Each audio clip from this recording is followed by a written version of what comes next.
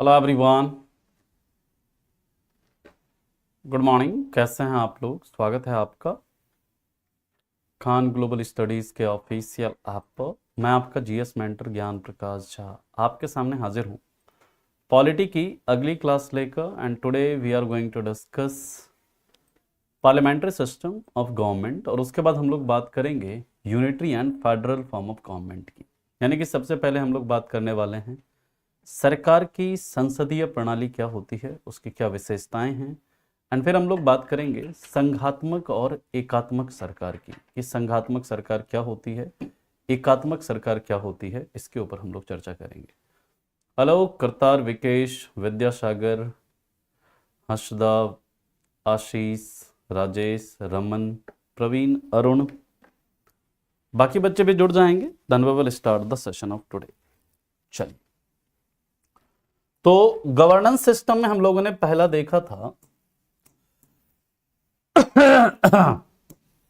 कि presidential system क्या है। तो हम लोगों ने देखा कि प्रेसिडेंशियल सिस्टम जो है वो सरकार के जो डिफरेंट ऑर्गन्स हैं, सरकार के जो अलग अलग अंग हैं, लेजिस्लेटिव, एग्जीक्यूटिव और जुडिशियरी, उनके बीच सेपरेशन ऑफ पावर के सिद्धांत पर आधारित है। लेकिन प्रेसिडेंशियल सिस्टम जो है उसको सबसे पहले अपनाने वाला था अपने संविधान में कौन? अमेरिका। अमेरिका ने सेपरेशन ऑफ पावर को अपनाया, यानी प्रेसिडेंशियल सिस्टम को अपनाया, लेकिन स्ट्रिक्ट सेपरेशन ऑफ पावर को नहीं। यानी कि बिल्कुल एकदम जो है ना, शक्तियों के पृथक्करण को अपनाया, लेकिन with some check and balances, यानी संतुलन और जांच के साथ अपनाया, ताकि हर बॉडी जो है अपना काम सही से कर सके, हर ऑर्गन जो है वो अपना काम ठीक से कर सके। ठीक है। बाकी उसमें हम लोगों ने देखा जो प्रेसिडेंशियल सिस्टम था उसमें नाम मात्र का प्रधान और मतलब वास्तविक प्रधान दोनों कौन होते थे? राष्ट्रपति होते थे। वो गवर्नमेंट ज्यादा स्टेबल होती थी, वो उसे गवर्नमेंट ऑफ एक्सपर्ट कह रहे थे, है ना। लेकिन उस गवर्नमेंट में नैरो रिप्रेजेंटेशन होता है, साथ ही साथ वहां पर जो वो गवर्नमेंट नॉन रिस्पॉन्सिबल होती है, यानी कि जनता के प्रति उत्तरदायी नहीं होती है। वहीं पर जब हम पार्लियामेंट्री सिस्टम की बात करते हैं, अब हम लोग बात करेंगे संसदीय प्रणाली की। तो देखिए, पार्लियामेंट्री सिस्टम को जो अपनाने वाला देश है ना, सबसे पहले वो कौन, किसने अपनाया है? ब्रिटेन ने। और हमने भी ये जो पार्लियामेंट्री सिस्टम है अपने देश में कहां से लिया है? तो फ्रॉम ब्रिटेन। कई बार आपसे पूछा जाता है कि सरकार की संसदीय प्रणाली जो है हमारे देश के अंदर वो हमने कहां से ली है? तो संसदीय प्रणाली को कहां से लिया है? तो याद रखिएगा, हमने ब्रिटेन से ही लिया है। हमारे देश में भी क्योंकि क्या है? संसदीय प्रणाली है। और याद रखिएगा, ये जो पार्लियामेंट्री सिस्टम को ही याद रखिएगा, क्या बोलते हैं? Once Westminster model of government. Westminster model of government, ये वेस्टमिंस्टर मॉडल ऑफ गवर्नमेंट यानी कि सरकार का वेस्टमिंस्टर मॉडल, वेस्टमिंस्टर मॉडल। कहेंगे सर वाई? पार्लियामेंट्री सिस्टम को आखिर कुछ ना कुछ तो वजह होगी ना, वेस्टमिंस्टर मॉडल क्यों कहा जाता है गवर्नमेंट का? याद रखिएगा, ब्रिटेन सबसे पहले अपनाया है पार्लियामेंट्री सिस्टम को, है ना। और ब्रिटिश पार्लियामेंट जो है ना, जैसे हमारे देश की जो संसद है वो कहां पर है? नई दिल्ली में है। तो ब्रिटेन की जो पार्लियामेंट है ना, वो वेस्टमिंस्टर नामक एक जगह पर स्थित है ना। इसलिए इसे क्या कहा जाता है? वेस्टमिंस्टर मॉडल ऑफ गवर्नमेंट भी कहा जाता है, क्योंकि उसका ओरिजिन वहीं से हुआ है ना। इसलिए इसे वेस्टमिंस्टर मॉडल ऑफ गवर्नमेंट भी बोलते हैं। तो याद रखिएगा, पार्लियामेंट्री सिस्टम या वेस्टमिंस्टर मॉडल दोनों एक ही चीज है, अलग अलग बातें नहीं है। अब पार्लियामेंट्री सिस्टम जो होता है ना, ये याद रखिएगा, it is based on fusion of power. It is based on fusion of power between different organ of government, different organ of government, यानी कि यह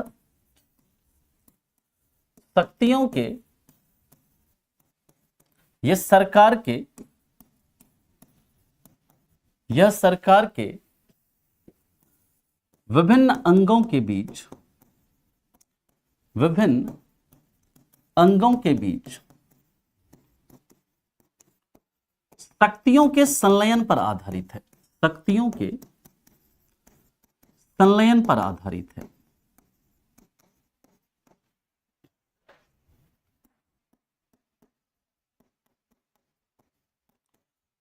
ध्यान से समझिएगा, जैसे पार्लियामेंट जो प्रेसिडेंशियल सिस्टम था उसमें हम लोगों ने क्या देखा कि लेजिस्लेटिव, एग्जीक्यूटिव, जुडिशियरी तीनों क्या हैं, तीनों के पावर सेपरेट हैं, तीनों अपना अपना काम करे। लेकिन अगर कोई अपने मतलब काम में गलती करता है तो उस पर उसको रिस्पॉन्स, उसको क्या कर सकते हैं, उसको चेक कर सकते हैं और उसके पावर को बैलेंस कर सकते हैं। चेक एंड बैलेंसेस का कॉन्सेप्ट है। लेकिन यहां पर क्या है, याद रखिएगा, इसकी जो सबसे महत्वपूर्ण विशेषता है, पार्लियामेंट्री सिस्टम की जो सबसे खासियत है, इसमें क्या होता है कि एग्जीक्यूटिव ऑर्गन जो है ना, executive is responsible, executive is responsible to legislative. यानी कि यहां पर ऐसी जो ये सबसे मेन विशेषता है, सबसे मेन फीचर है कि इसका पार्लियामेंट्री सिस्टम का, यानी कि कार्यपालिका विधायिका के प्रति उत्तरदायी होती है। कार्यपालिका विधायिका के प्रति क्या होती है, उत्तरदायी होती है।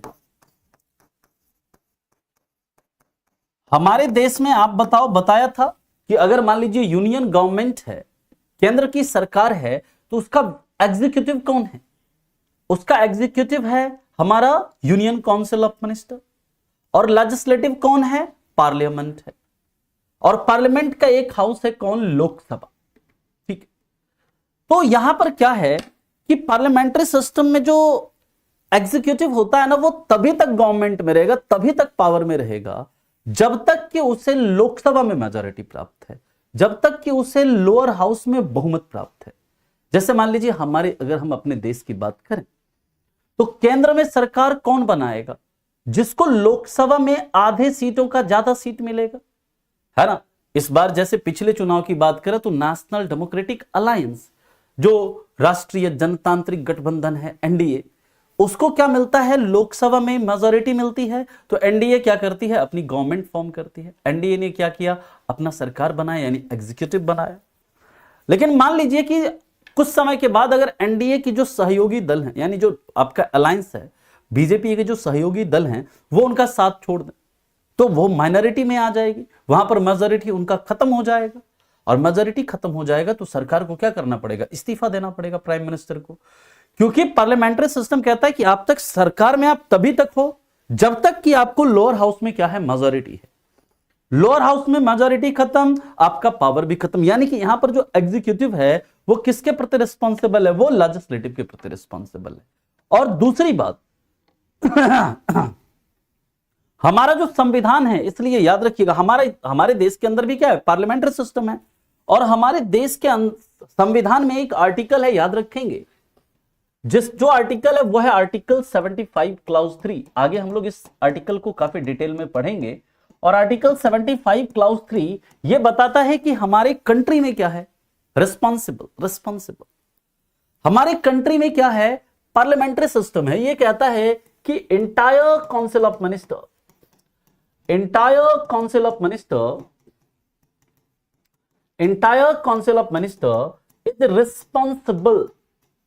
is responsible to Lok Sabha. Entire Council of Minister is responsible to Lok Sabha.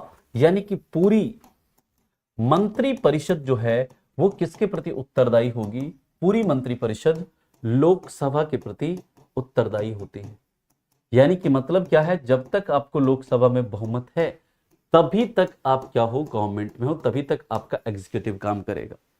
It means what, it means यहां पर जो एग्जीक्यूटिव है, कार्यपालिका है, वो किसके प्रति रिस्पॉन्सिबल है, वो रिस्पॉन्सिबल है लेजिस्लेटिव के प्रति। दिस इज मेन फीचर, ये सबसे प्रमुख विशेषता है कि इसकी पार्लियामेंट्री सिस्टम की। जबकि वहां पर प्रेसिडेंट को लेजिस्लेटिव से कोई लेना देना नहीं था, एग्जीक्यूटिव रिस्पॉन्सिबल नहीं थी किसके प्रति, लेजिस्लेटिव के प्रति, क्योंकि उसका लेजिस्लेटिव से कोई लेना देना नहीं है। लेकिन यहां पर जो है एग्जीक्यूटिव जो है ना एक्चुअली में किससे चुनकर आ रही है? एग्जीक्यूटिव यहां पर डुअल मेंबरशिप है। एक तो यहां पर क्या है, डुअल मेंबरशिप है। जो एग्जीक्यूटिव है ना वो लेजिस्लेटिव का भी पार्ट होता है और एग्जीक्यूटिव का भी पार्ट होता है। जैसे मिनिस्टर की बात करें, यूनियन काउंसिल ऑफ मिनिस्टर यही है तो union executive, state council of minister यही है तो स्टेट एग्जीक्यूटिव। लेकिन हमारे देश के अंदर अगर आपको यूनियन काउंसिल ऑफ मिनिस्टर का मेंबर बनना है, यानी कि संघ की मंत्री परिषद का अगर आपको सदस्य बनना है, तो आपको लोकसभा या राज्यसभा का मेंबर बनना पड़ेगा। यानी कि आपको लोअर हाउस या अपर हाउस जो है हमारा, उसका आपको सदस्य बनना पड़ेगा। अगर आप सदस्य नहीं हैं तो आप मिनिस्टर अपॉइंट हो सकते हैं, लेकिन फॉर 6 मंथ, 6 महीने के लिए। 6 महीने के बाद अगर आपको मिनिस्टर के पद पर कंटिन्यू करना है तो आपको उसके लिए लोकसभा या राज्यसभा का क्या मेंबरशिप आपको चाहिए। यानी कि यहां पर जो मिनिस्टर्स होते हैं वो देखिए लेजिस्लेटिव के भी पार्ट हैं और एग्जीक्यूटिव के भी पार्ट है। बात समझ में आ रही है? क्लियर है? लेकिन यहां पर याद रखिएगा, जो ऐसा सिस्टम है ना, पार्लियामेंट्री सिस्टम की बात करते हैं, इसकी दूसरी विशेषता याद रखिएगा कि यहां पर जो आपका क्या होता है ना कि डुअल एग्जीक्यूटिव होता है, दोहरी कार्यपालिका होती है। डुअल एग्जीक्यूटिव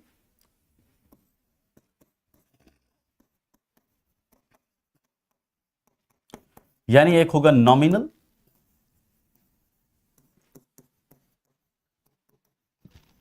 नॉमिनल यानी नाम मात्र के एग्जीक्यूटिव, और यहां पर नाम मात्र के जो एग्जीक्यूटिव होते हैं वो कौन होते हैं? प्रेसिडेंट यानी राष्ट्रपति। और एक होता है रियल, रियल यानी वास्तविक।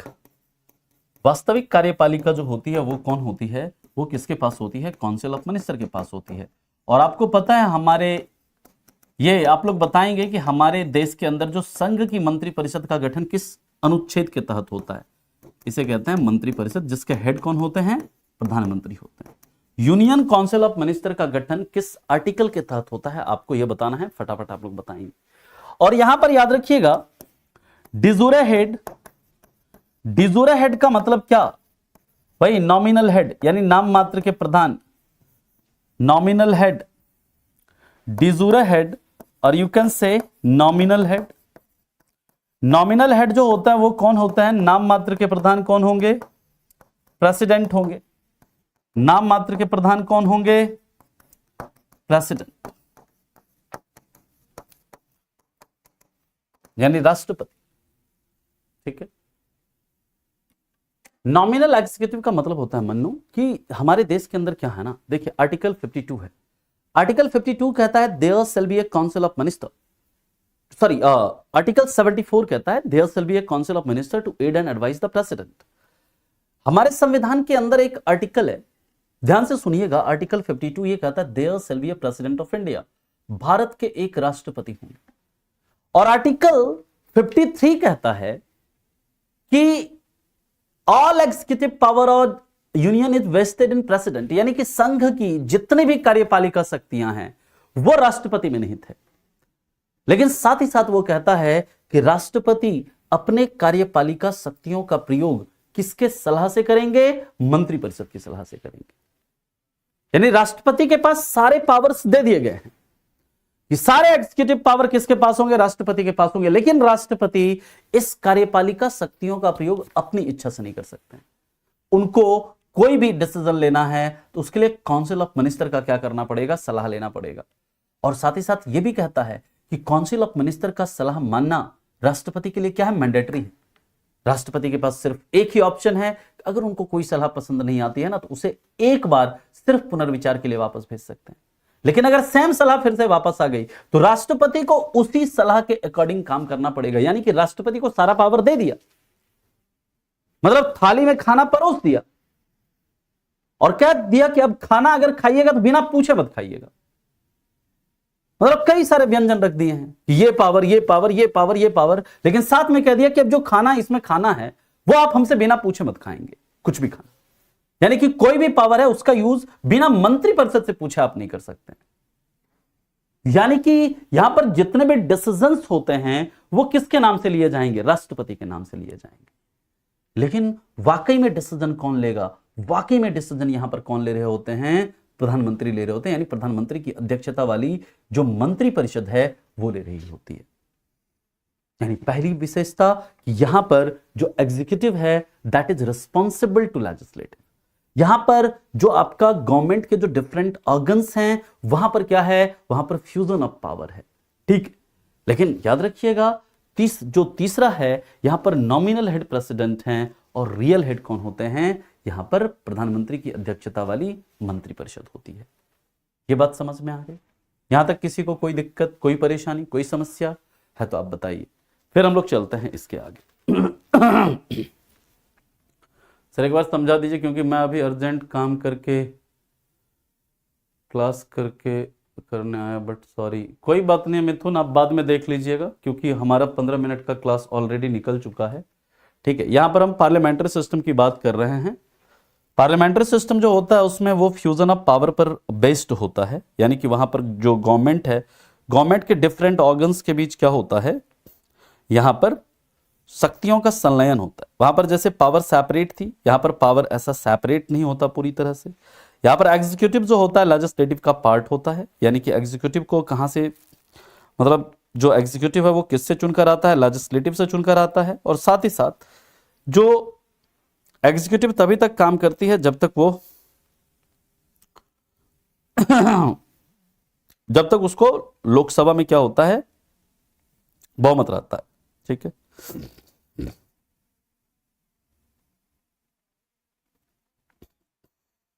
Can I move?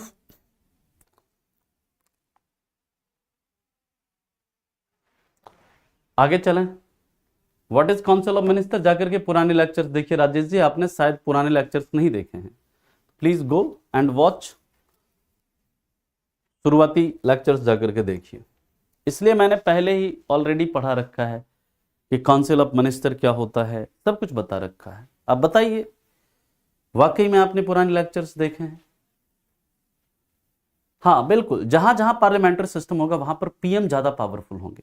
जहां जहां पार्लियामेंट्री सिस्टम होगा वहां पर पीएम होंगे, प्रेसिडेंट होंगे, लेकिन प्रेसिडेंट नॉमिनल हेड होंगे।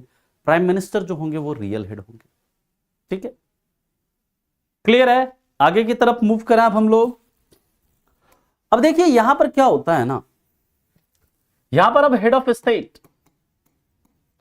याद रखिएगा इसमें क्या होता है, हेड ऑफ स्टेट जो होते हैं वो कौन होते हैं, यानी राज्य के प्रमुख कौन होंगे, राज्य के प्रमुख जो होते हैं वो कौन होते हैं, वो होते हैं प्रेसिडेंट।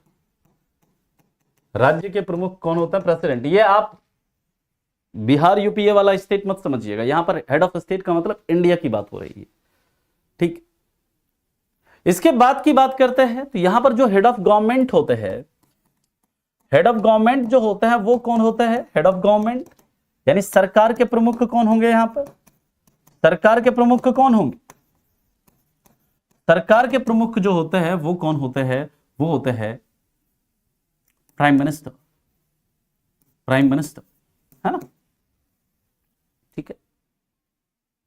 इसके बाद की बात करते हैं तो याद रखिएगा यहां पर जो होती है ना, यहां पर डुअल मेंबरशिप होती है, डुअल मेंबरशिप होती है यानी कि दोहरी सदस्यता होती है।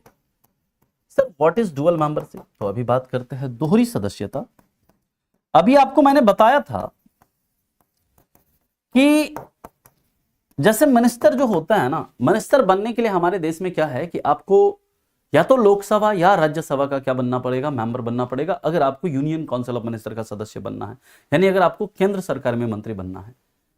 मान लीजिए कि अगर आप ना तो लोकसभा के मेंबर हैं ना ही राज्यसभा के मेंबर, अगर आपको मिनिस्टर अपॉइंट होना है तो अपॉइंट किया जा सकता है आपको मिनिस्टर। अगर आप लोकसभा के या राज्यसभा के सदस्य नहीं भी हैं तो भी आपको अपॉइंट किया जा सकता है मिनिस्टर, लेकिन only for 6 month. With in 6 month आपको या तो लोकसभा या राज्यसभा का मेंबरशिप लेना पड़ेगा या फिर आपको मिनिस्टर के पद से रिजाइन करना पड़ेगा, ठीक है। बात समझ में आ गई? तो यहां पर याद रखिएगा जो डुअल मेंबरशिप होता है, डुअल मेंबरशिप का मतलब क्या, जो मिनिस्टर होता है, यहां पर जो मिनिस्टर होते हैं, मिनिस्टर यानी मंत्री, चाहे प्रधानमंत्री ही क्यों ना हो, मंत्री एग्जीक्यूटिव तथा लेजिस्लेटिव दोनों के मेंबर होते हैं। एग्जीक्यूटिव तथा लेजिस्लेटिव यानी कि कार्यपालिका तथा विधायिका दोनों के सदस्य होते हैं, लेजिस्लेटिव दोनों के मेंबर होते हैं। बात समझ में आ गई? यहां पर ये डुअल मेंबरशिप का मतलब क्या होता है? यहां पर जो मिनिस्टर है ना, वो देखो क्या है, एग्जीक्यूटिव के भी पार्ट है और साथ ही साथ लेजिस्लेटिव का भी पार्ट है। डुअल मेंबरशिप है यहां पर, यानी मिनिस्टर जो होता है दोनों ही ऑर्गन के क्या है, मेंबर। लेजिस्लेटिव के भी मेंबर हैं और एग्जीक्यूटिव के भी मेंबर हैं, जबकि वहां पर ऐसा नहीं, प्रेसिडेंशियल सिस्टम में ऐसा नहीं है। वहां पर एग्जीक्यूटिव जो है वो लेजिस्लेटिव से चुनकर नहीं आते हैं। इसके बाद की बात करते हैं, यहां पर याद रखिएगा क्या होता है, इसमें मेजोरिटी पार्टी का रूल होता है। मेजोरिटी पार्टी का या मेजोरिटी अलायंस का क्या होता है, रूल होता है। मेजोरिटी पार्टी रूल होता है। यहां पर मेजोरिटी पार्टी रूल होता है, यानी कि बहुमत दल का शासन होता है। इसका मतलब क्या, जिसको भी लोअर हाउस में क्या होता है ना, बहुमत रहता है, जिस भी पार्टी या जिस अलायंस को निचले सदन यानी जो हमारे देश में लोकसभा है, जिसको भी उसमें मेजोरिटी मिलेगा वही गवर्नमेंट में बना रहेगा। अगर मेजोरिटी खत्म तो गवर्नमेंट भी क्या, खत्म। यहां पर हेड ऑफ स्टेट की बात मतलब हो रही है, हेड ऑफ स्टेट यहां पर मैं जो हो रहा है ना, वो हो रहा है मतलब क्या, इंडिया की बात हो रही है आज, ठीक है। वहां पर हेड ऑफ स्टेट एग्जीक्यूटिव की अगर बात करें, हेड ऑफ स्टेट एग्जीक्यूटिव वो गवर्नर होंगे। हेड ऑफ यूनियन एग्जीक्यूटिव कौन, प्रेसिडेंट होंगे, ठीक है। हेड ऑफ यूनियन गवर्नमेंट कौन है, वो प्राइम मिनिस्टर है। हेड ऑफ स्टेट गवर्नमेंट कौन है, चीफ मिनिस्टर है। बात समझ में आ गई? क्लियर है पॉइंट? यस, वो लॉ मेकिंग के भी पार्ट होते हैं मिथुन जी। जो लॉ मेकिंग होता है उसमें वो भी पार्टिसिपेट करते हैं, साथ ही साथ वो एग्जीक्यूटिव के भी पार्ट है। बात समझ में आ रही है? यहां तक किसी को कोई दिक्कत है, कोई परेशानी है तो बताइए, फिर हम लोग चलते हैं इसके आगे, अगले पॉइंट पर मूव करेंगे।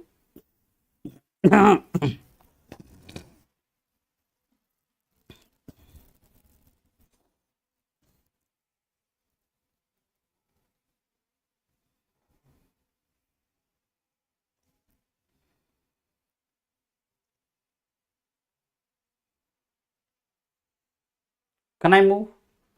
क्या कंफ्यूजन क्रिएट हो रहा है, हमसे पूछिए, हम यहां पर हैं आपके कंफ्यूजन को दूर करने के लिए, है ना। सर ये एग्जीक्यूटिव और लेजिस्लेटिव दोनों के मेंबर होते हैं, ये समझ में नहीं आया, कोई बात नहीं है विकेश जी, मैं फिर से समझा देता हूं। देखो, गवर्नमेंट के 3 ऑर्गन है, लेजिस्लेटिव है, एग्जीक्यूटिव है और जुडिशियरी है। एग्जीक्यूटिव का मतलब क्या, काउंसिल ऑफ मिनिस्टर, मंत्रिपरिषद। लेजिस्लेटिव का मतलब क्या, पार्लियामेंट, यही है ना, समझो। पार्लियामेंट में क्या है, लोकसभा, राज्यसभा, इसके 2 हाउस हैं और एक कौन है, प्रेसिडेंट है यहां पर। अब देखिए, ये जो काउंसिल ऑफ मिनिस्टर के मेंबर वही बनेंगे जो लोकसभा या राज्यसभा के सदस्य। काउंसिल ऑफ मिनिस्टर यानी मंत्री वही बनेंगे जो किसके, लोकसभा या राज्यसभा के मेंबर है। जैसे मोदी जी मान लीजिए प्रधानमंत्री हैं, वो वाराणसी से लोकसभा सांसद भी है ना। इसी तरह मान लीजिए अगर कोई और अमित शाह मंत्री हैं तो वो भी लोकसभा के सांसद हैं। एस जयशंकर मिनिस्टर है तो वो भी राज्यसभा से सांसद है। यानी कि यहां पर जो भी मिनिस्टर बन रहा है, जो भी इस एग्जीक्यूटिव का पार्ट है, वो इसका भी पार्ट है, लेजिस्लेटिव का भी पार्ट है। यानी कि ये दो जो ऑर्गन है, लेजिस्लेटिव के भी मेंबर है और एग्जीक्यूटिव के भी मेंबर। आ गया बात समझ में, या अभी भी दिक्कत है किसी को?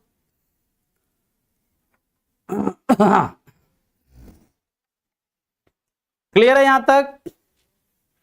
चलिए, अब देखिए यहां पर क्या होता है, समझिएगा। यहां पर लीडरशिप होता है किसका, प्राइम मिनिस्टर का। इसमें क्या होता है, लीडरशिप ऑफ प्राइम मिनिस्टर, यानी कि प्रधानमंत्री का क्या होता है, नेतृत्व होता है। प्रधानमंत्री का नेतृत्व होता है, यानी यहां पर पूरे देश का, जो देश के जो लीडर होते हैं वो कौन होते हैं, प्रधानमंत्री होते हैं, ठीक है ना। इसके बाद की बात करते हैं तो याद रखेंगे, ये जो गवर्नमेंट होती है ना, ये रिस्पॉन्सिबल गवर्नमेंट होती है। रिस्पॉन्सिबल गवर्नमेंट होती है। रिस्पॉन्सिबल गवर्नमेंट का मतलब क्या, उत्तरदायी सरकार होती है। उत्तरदायी सरकार का मतलब क्या है? ये जनता के प्रति उत्तरदायी है, क्योंकि जो लोकसभा है, इनको लोकसभा में जब तक मेजॉरिटी है तभी तक ये गवर्नमेंट में है, और लोकसभा के मेंबर्स को चुनकर कौन भेज रहे हैं? People. They are directly elected by people. यानी कि इनको जो है, ये अगर मान लीजिए गवर्नमेंट में है और ये कुछ अगर गलत करते हैं तो हो सकता है अगली बार इन्हें सरकार से क्या कर दिया जाए? हटा दिया जाए। ठीक है, तो ये जो जनता है ना, ये जनता के प्रति इसलिए क्या होती है? उत्तरदायी सरकार होती है, रिस्पॉन्सिबल होती है ये। यहां पर याद रखिएगा, ब्रॉडर रिप्रेजेंटेशन होता है। ब्रॉडर रिप्रेजेंटेशन होता है मतलब क्या? ब्रॉडर रिप्रेजेंटेशन होता है यानी कि यहां पर दीर्घ प्रतिनिधित्व होता है। दीर्घ प्रतिनिधित्व का मतलब क्या? यहां पर सरकार के अंदर, यहां पर सरकार में सभी वर्ग के लोग शामिल होते हैं।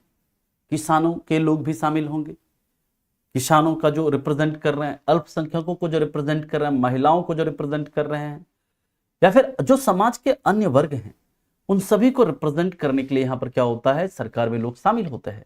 इसलिए कहते हैं ये जो गवर्नमेंट होती है ना, इसमें क्या होता है? ब्रॉडर रिप्रेजेंटेशन होता है, क्योंकि सोसाइटी के, हमारे समाज के, हमारे देश के हर वर्ग के लोग क्या होते हैं? सरकार में शामिल होते हैं। जैसे अगर वर्तमान की सरकार की बात करें तो वहां पर किसानों के भी मतलब क्या होंगे?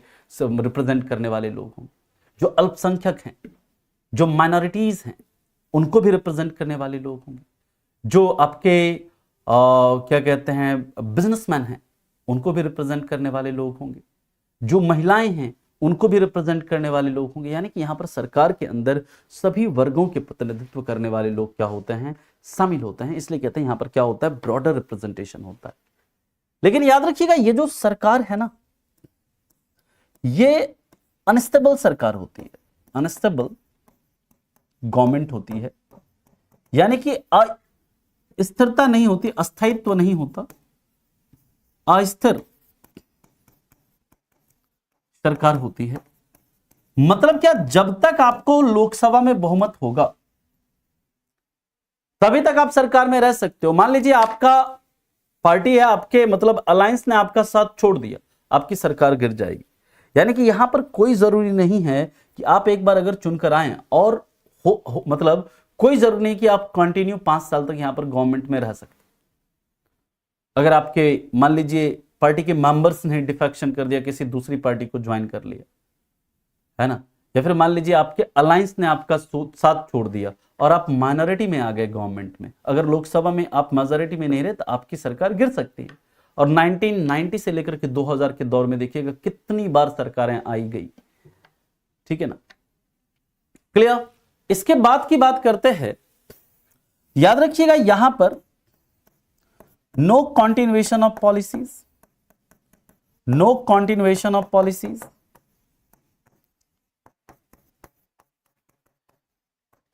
यहां पर योजनाएं लगातार लागू नहीं रहती है, क्योंकि मान लीजिए कि अभी बीजेपी की गवर्नमेंट है, मान लीजिए एनडीए की गवर्नमेंट है, नहीं रहती है।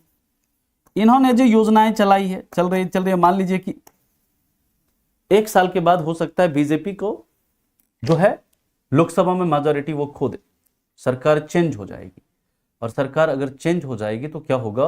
वो जो गवर्नमेंट की जो पॉलिसी चल रही, हो सकता है उसको रोक करके अपनी कोई नई पॉलिसी ले आए, है ना। बिल्कुल, वहां पर एक बार सरकार चुनकर आ गई बॉबी जी, तो वो जो है ना, जो उसका टेनर है तब तक रहती है। सरकार को हटा सकते हैं सिर्फ और सिर्फ इंपीचमेंट के द्वारा, जो एक बहुत डिफिकल्ट प्रोसेस है।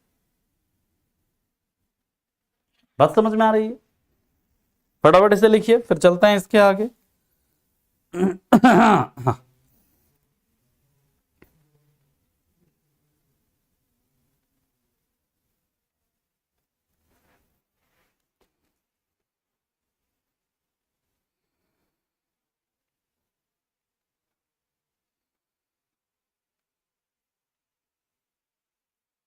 Can I move?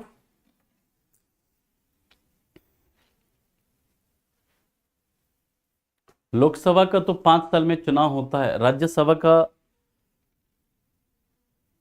सब अपने अपने अकॉर्डिंग रूल एंड स्कीम बना सकते हैं या चेंज कर सकते हैं जो मेजॉरिटी में आए। हाँ, जैसे मान लीजिए गवर्नमेंट चेंज होती है तो वो अपनी पॉलिसीज भी बदल सकती है ना। कोई जरूर नहीं है जो पुरानी योजनाएं चल रही है उसी योजनाओं को लागू रखे, है ना। चलिए खैर, अब हम लोग बात करते हैं इसके बाद। याद रखिए, जब जो आपका पार्लियामेंट्री फॉर्म ऑफ गवर्नमेंट होता है ना, इसे क्या कहा जाता है, government by immature. Government by immature कहा जाता है। इसका मतलब क्या है, अनुभवहीन की सरकार। क्या बोलते हैं इसे, अनुभवहीन की सरकार। अनुभवहीन की सरकार क्यों कहते हैं इसको, क्योंकि यहां पर सरकार के अंदर जो मिनिस्टर होते हैं ना, यहां पर जो सरकार के अंदर जो मिनिस्टर होते हैं वो कोई जरूरी नहीं है कि अपने फील्ड के एक्सपर्ट हो। हमारे देश के अंदर मिनिस्टर देख लीजिए, क्या वो अपने अपने फील्ड के एक्सपर्ट हैं। कुछ को अगर छोड़ दिया जाए तो, कुछ को अगर छोड़ दिया जाए तो क्या हमारे देश के अंदर जो मिनिस्टर हैं क्या वो अपने फील्ड में एक्सपर्ट हैं। हमारे देश के अंदर क्या, बस आपका रिप्रेजेंटेशन अच्छा होना चाहिए, लोकसभा में आपके मेंबर्स अच्छे होने चाहिए। अगर आपके पास जैसे मान लीजिए सहयोगी दल है, सहयोगी दल है कोई, मान लीजिए कि अगर हम एग्जाम्पल के तौर पर लें, लोजपा एनडीए की अलायंस है, सपोर्ट में गवर्नमेंट फॉर्म हुआ है। अब जो एलजेपी के आई थिंक 5 मेंबर्स हैं लोकसभा के अंदर, ठीक है, तो उनको देखिए, जो उसके जो लीडर हैं चिराग पासवान, मतलब उनको कोई एक्सपीरियंस नहीं है मिनिस्ट्री संभालने का, है क्या, उनको पहली बार वो मिनिस्टर बने हैं, कोई एक्सपीरियंस नहीं है जिस भी मिनिस्टर का, उनके पास उनका कोई नॉलेज नहीं है। लेकिन बिकॉज उनके पास उन्होंने 5 एमपी के साथ क्या किया, गवर्नमेंट में सपोर्ट दिया, तो उनको क्या मिल गया, उनको मंत्री बना दिया गया। भले ही जो भी मिनिस्ट्री है उनके पास उनका कोई नॉलेज नहीं, उन्होंने पूरा मान लीजिए अभी तक एक्टिंग की या जो भी की, लेकिन उनको मिनिस्टर बना दिया गया, जो फूड एंड प्रोसेसिंग मिनिस्टर है। इसी तरह मान लीजिए जैसे पिछले गवर्नमेंट की बात करें, कई सारे ऐसे वो हैं। यहां पर जो गवर्नमेंट के अंदर जो मिनिस्टर होते हैं, ऐसा कोई जरूरी नहीं है कि वो अपने फील्ड के क्या हो, एक्सपर्ट हो। यहां पर याद रखिएगा, लोअर हाउस डिसॉल्व होती है, डिसोल्यूशन ऑफ लोअर हाउस। यहां पर क्या होती है, dissolution of lower house in every 5 year. यानी कि यहां पर हर 5 साल में क्या होगी, जो लोअर हाउस है वो क्या होती है, निचला सदन डिसॉल्व होता है हर 5 साल में। निचले सदन का विघटन होता है। निचले सदन मतलब लोकसभा। जैसे हमारे देश के अंदर भी क्या है, हर 5 साल में क्या होता है, लोकसभा का विघटन होता है। और आप लोगों से मेरा सवाल है, आप लोग ये बताओ कि लोकसभा को कौन डिसॉल्व कर सकती है, लोकसभा को कौन डिसॉल्व कर सकती है हमारे देश के अंदर, है ना। ठीक है,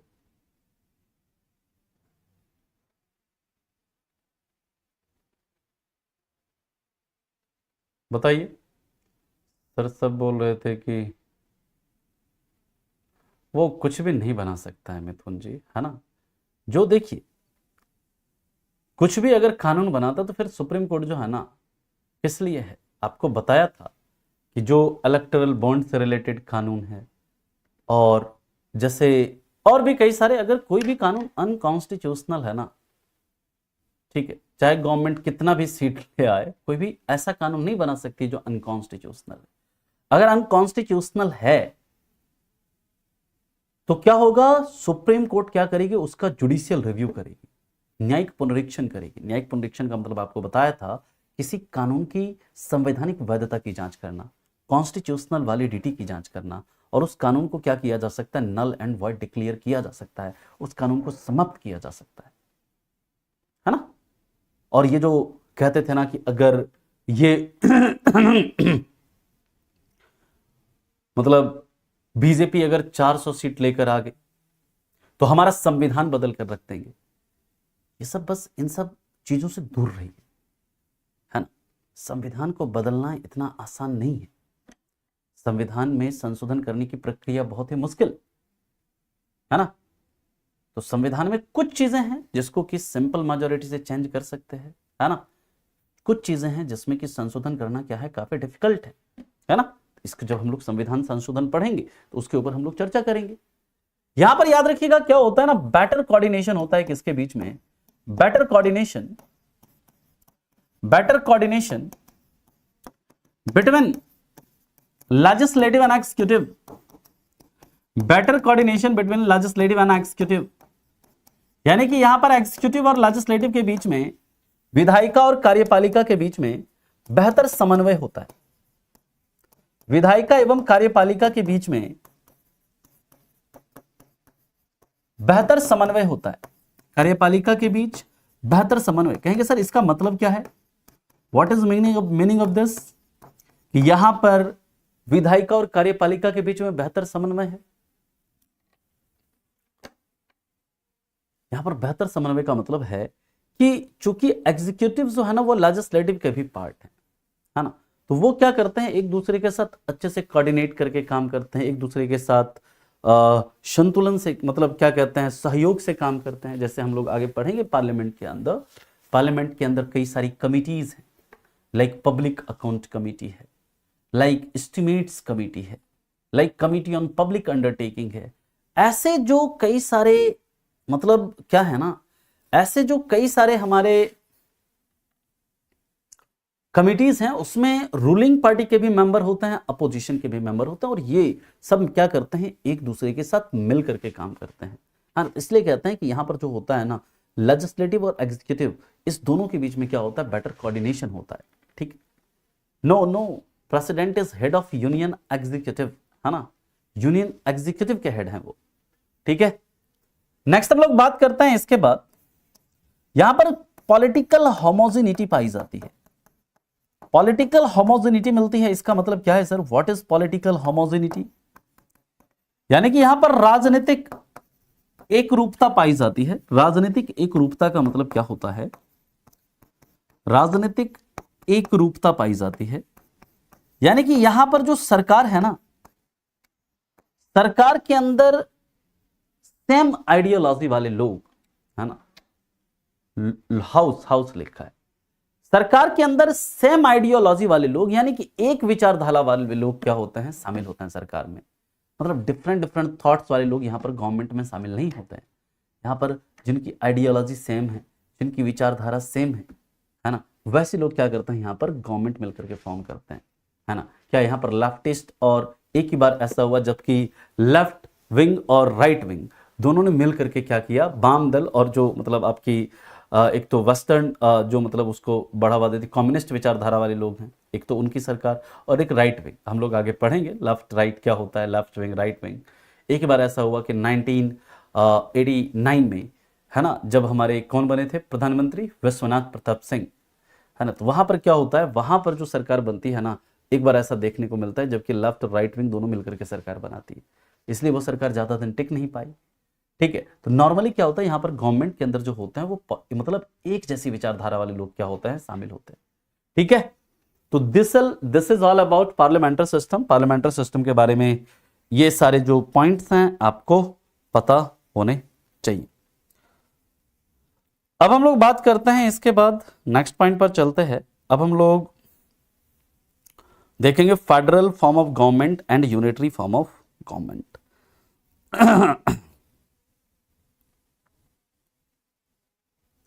federal form of government and unitary form of government की अब हम लोग बात करेंगे।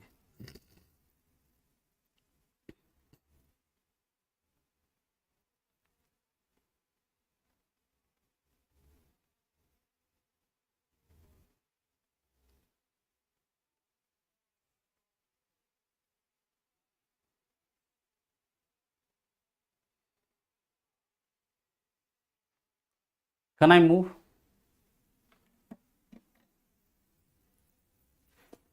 स्टार्ट हो जाएंगे सौरभ, धीरे धीरे आपके स्टार्ट हो जाएगी। सर क्या कुछ पॉलिसी ऐसी होती है जो गवर्नमेंट चेंज होने पर भी चेंज नहीं होती? डेफिनेटली कई सारे ऐसे मतलब वो हैं, हाँ।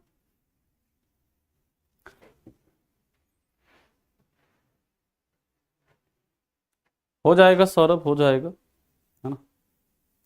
और ग्रुप डी के अंदर तो बहुत बेसिक बेसिक सवाल पूछता है। ग्रुप डी के लिए तुम काहे टेंशन ले रहे हो, उसमें तो मतलब इतना बेसिक सवाल पूछता है कि तुमको बस खाली जो क्लास में बोलते हैं उसको सुनते रहो, है ना। उसके लिए काहे टेंशन ले रहे हो। चला आगे, चलिए नेक्स्ट अब हम लोग बात करते हैं federal form of government. Federal form of government यानी सरकार का संघात्मक रूप। देखिए संघात्मक सरकार हम लोग किसे कहेंगे, फेडरल फॉर्म ऑफ गवर्नमेंट हम किसे कहेंगे, ध्यान से समझिएगा। सबसे पहले तो याद रखिए what is the meaning of federalism. Federalism का मतलब क्या होता है कि डिवीजन ऑफ पावर। फेडरलिज्म को पहले डेफिनेशन आप लोग लिख लीजिएगा, व्हाट इज फेडरलिज्म। फेडरलिज्म की अगर बात करें, संघवाद का मतलब क्या होता है,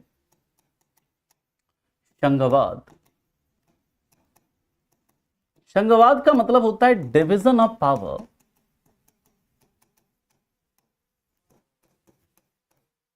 between different level of government, different level of government. ठीक, यानी कि सरकार के विभिन्न स्तर,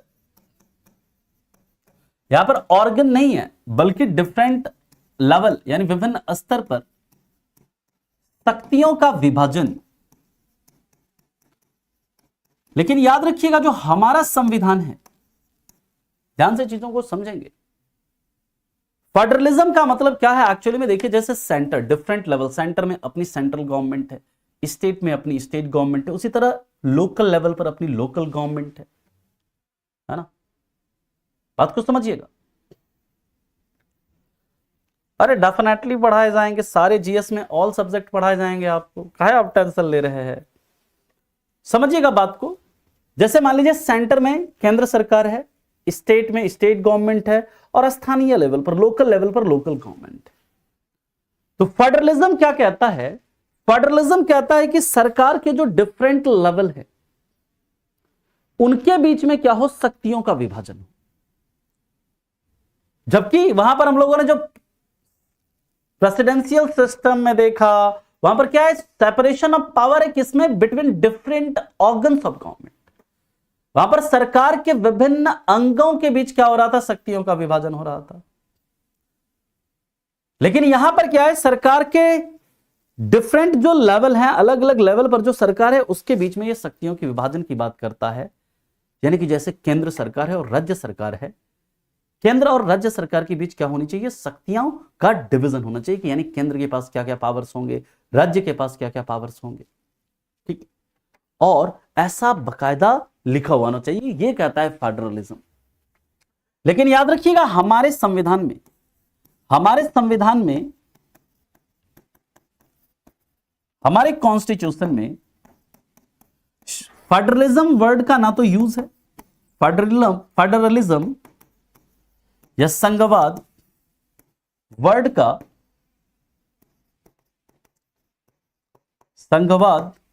का ना तो यूज है, ना तो यूज हुआ है, और ना ही इसे डिफाइन किया गया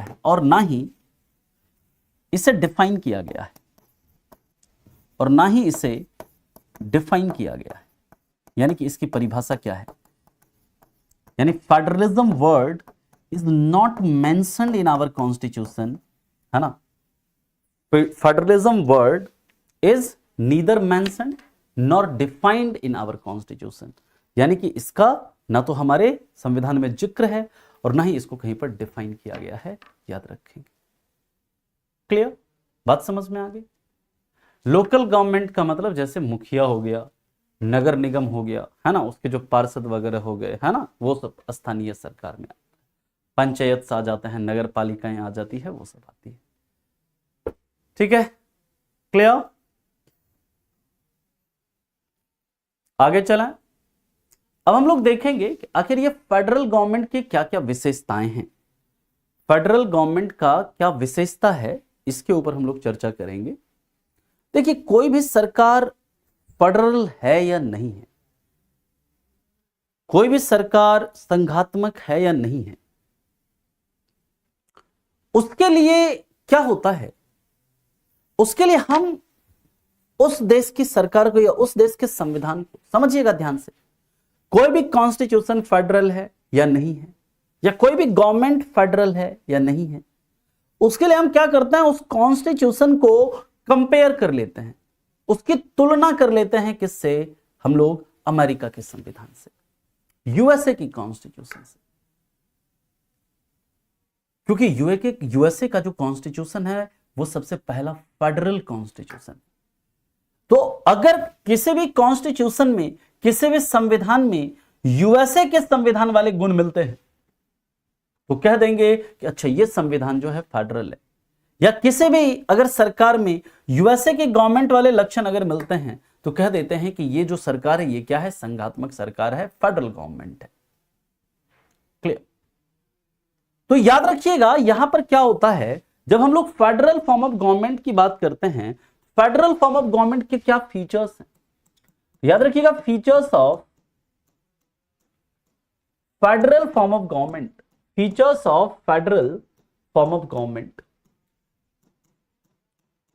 यानी कि सरकार के संघात्मक रूप की विशेषता, सरकार के संघात्मक रूप की विशेषता। जब सरकार के संघात्मक रूप की विशेषता को देखते हैं, यह अगला टॉपिक है हमारा, है ना, unitary and federal form of government. यह हमारा टॉपिक है, unitary and federal form of government, ये टॉपिक है हमारा। ठीक है, हाँ पूछ लीजिएगा, जो भी डाउट है मिथुन जी पूछिएगा। यहां पर सबसे पहला याद रखिएगा, यहां पर क्या होती है, यहां पर डुअल गवर्नमेंट होती है, डुअल गवर्नमेंट होती है, यानी कि दोहरी सरकार होती है। यहां पर दोहरी सरकार, यानी कि ऐसा जो होता है ना, जहां पर फेडरल फॉर्म ऑफ गवर्नमेंट होगा वहां पर एक आपका यूनियन गवर्नमेंट होगा पूरे देश का, यूनियन गवर्नमेंट, या जिसे सेंट्रल गवर्नमेंट कह सकते हैं। यहां पर संघ की अपनी सरकार होगी और राज्यों के अंदर अपना क्या होगा, स्टेट गवर्नमेंट होगा। यानी कि यहां पर दो लेयर पर गवर्नमेंट होगा, एक तो संघ की सरकार होगी और क्या होगी, एक राज्य की सरकार होगी। सिर्फ दो लेवल पर यहां पर गवर्नमेंट ही नहीं होगा, बल्कि डिवीजन ऑफ पावर, यहां पर क्या होगा, division of power, division of power between centre and state होगा। यानी कि यहां पर केंद्र और राज्य की जो सरकार है, केंद्र तथा राज्य के बीच, केंद्र तथा राज्य के बीच शक्तियों का विभाजन होगा, शक्तियों का क्या होगा, विभाजन होगा। एंड दिस शुड बी, विभाजन होगा, विभाजन होता है। और ये कॉन्स्टिट्यूशन में मेंशन होना चाहिए, ऐसा नहीं कि सिर्फ ऑरली नहीं बल्कि मेंशन्ड इन कॉन्स्टिट्यूशन, संविधान में ये लिखा हुआ होना चाहिए कि केंद्र सरकार के पास क्या क्या शक्ति होगा, राज्य सरकार के पास क्या क्या शक्ति होगा।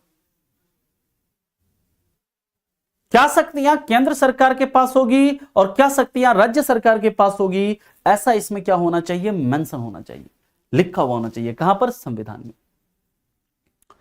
तीसरी बात करें तो यहां पर याद रखिएगा, थर्ड पॉइंट, यहां पर क्या होता है, डुअल सिटीजनशिप होता है, डुअल सिटीजनशिप होता है। यानी कि आप देश के तो नागरिक होते ही होते हैं, साथ ही साथ यहां पर आपको राज्यों की भी नागरिकता दी जाती है।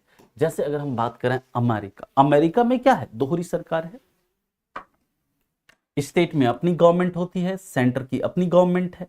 और यहां पर स्टेट के पावर डिफाइंड है कि स्टेट के पास क्या क्या पावर होगा, सेंटर के पास क्या क्या पावर होगा, यह भी डिफाइंड है।